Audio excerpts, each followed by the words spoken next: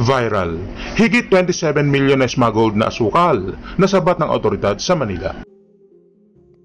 Kapapasok lamang na balita, trending ngayon sa social media.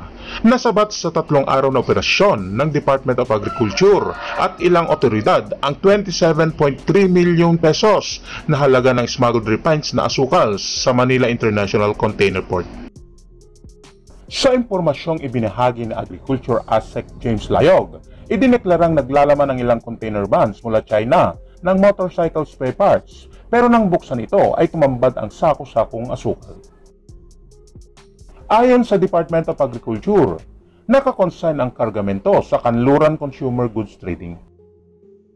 Patong-patong na kaso ang kakaharapin ng nasabing consignee dahil sa misdeclaration at misclassification ng shipment na labag sa Republic Act No. 10611 o Food Safety Act of 2013 at Republic Act No. 10845 o ang Anti-Agricultural Smuggling Act ng 2016.